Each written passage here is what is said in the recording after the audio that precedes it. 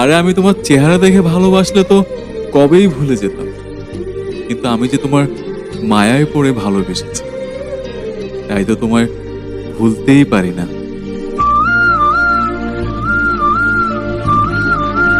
এই দুইটা ভুল জীবনেও করবেন না। নাম্বার 1, কাউকে নিজের জীবনের থেকেও বেশি ভালোবাসবেন না, কারণ শেষে নিজের জীবন দিয়েও তাকে পাবেন না।